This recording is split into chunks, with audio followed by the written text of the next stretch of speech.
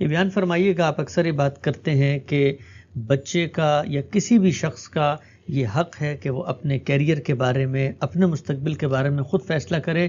قرآن مجید میں سیدہ مریم کا ایک قصہ ذکر ہوا ہے جس میں وہ کہتی ہیں کہ انہوں نے بچے کے بارے میں یہ طے کر دیا کہ اب وہ جو ہے اس جگہ پر اللہ کی عبادت کے لیے، حرم کے لیے خاص رہے گا۔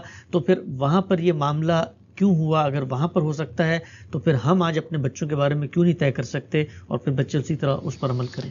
قرآن مجید میں چونکہ چیزیں بہت اجمال سے بیان ہوتی ہیں، وہ اپنے مقصد کو سامنے رکھ کے بات بیان کرتا ہے، تو لوگ یہ تصور کر لیتے ہیں کہ ایک پوری کی پوری داستان وجود ہی میں نہیں آئی۔ یعنی میں نے اپنے بچے کے بارے میں ارادہ کیا کہ میں اس کو دین کا عالم بناؤں گا، میری خواہش ہے کہ وہ دین کا عالم بنے۔ اب اس کے بعد میں نے یہ کام کس طریقے سے کیا تو طریقہ زیر بحث آ جائے گا۔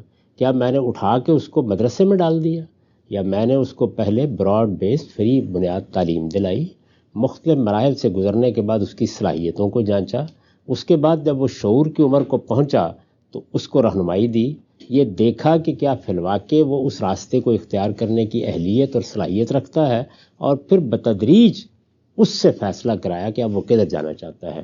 تو یہ تو اپنی خواہش کو پائے تکمیل تک پہنچانے کا جائز طریقہ ہوا، لیکن بالکل غلط طریقہ یہ ہے کہ میں نے اس کے لیے کوئی راستہ ہی نہیں چھوڑا، میں نے ان مراحل سے اس کو گزارا ہی نہیں، پہلے ہی مرحلے میں اس کی تقدیر کا فیصلہ کر دیا۔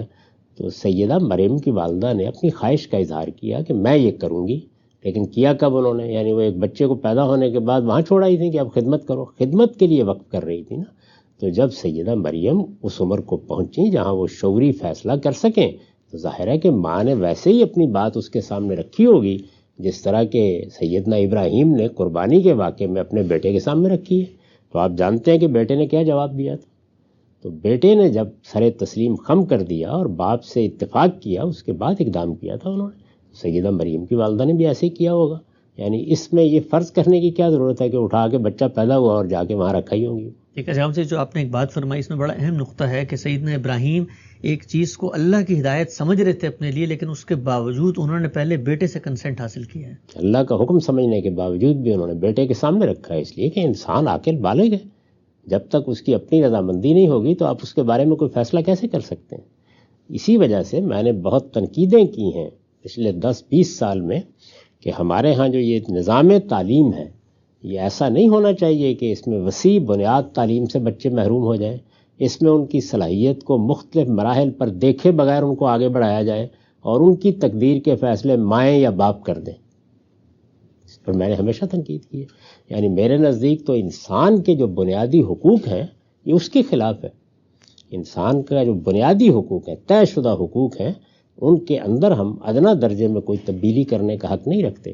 اسی اصول کے اوپر یہ آپ کے علم میں ہوگا کہ بعض جدید مسائل میں بھی میں نے اصرار کیا ہے کہ جس وقت ہم بچے کی تمہید باندھ رہے ہوتے ہیں، ابتدا کر رہے ہوتے ہیں اس کی پیدائش کے لیے، اسی وقت سے اس کی شخصیت سے متعلق تمام حقوق عائد ہو جاتے ہیں۔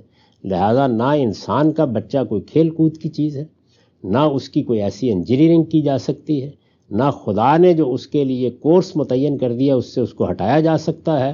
ہم اس کی بہتری کے اقدامات کر سکتے ہیں، اس کے ساتھ کوئی چھیڑ چھاڑ نہیں کر سکتے۔